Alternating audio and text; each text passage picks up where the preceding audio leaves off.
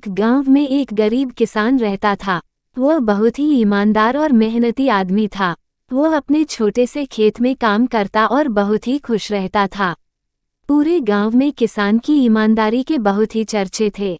उसका एक दोस्त था जो उस गांव के राजा के यहाँ सिपाही का काम करता था। वह किसान से उसके घर रोज मिलने जाता था। एक बार राजा ने अपने दरबार में एक ऐलान किया कि उसके बगीचे में काम करने वाला एक अच्छा सा कारीगर चाहिए जो उसके बगीचे के पेड़ पौधों और फूलों का ध्यान रख सके। राजा का यह ऐलान सुनकर किसान के दोस्त सिपाही ने सोचा कि यही मौका है कि किसान से मित्रता निभाने की मैं उसे यहाँ बगीचे में काम पर लगवा दूंगा। उसका व मेरा साथ भी रहेगा एवं किसान का भला भी हो जाएगा। ये सोचकर उसने राजा से कहा कि महाराज, मैं आपके लिए एक ऐसे आदमी को लेकर आऊंगा जो ये काम अच्छे से कर लेगा। सभी राजा ने उस सिपाही को आदेश दिया कि जाओ कल से ही बगीचे में काम करने के लिए कह दो। उसी वक्त वह सिपाही अपने दोस्त किसान के पास पहुंच गया और उसने किसान को बगीचे के काम की सारी बात बता दी और किसान ने भी काम करने के लिए खुशी खुशी हाँ कर दिया। अगले ही दिन अपने दोस्त के साथ राजमहल पहुंच गया। सिपाही उसे राजा के सामने लेकर गया और राजा ने उस किसान को बगीचे की पूरी देखभाल का काम सौंप दिया। राजा ने कहा, तुम अगर पूरी ईमानदारी के साथ काम करोगे तो तुम्हें 50 सोने की मुद्राएं हर महीने दूंगा।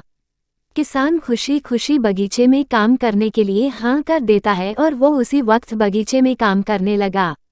किसान बगीचे में बहुत दिल लगाकर काम करता था। कुछ दिन बीत गए। किसान ने बगीचे को बहुत सुंदर व हरा भरा बना दिया। राजा को उसका काम बहुत पसंद आया।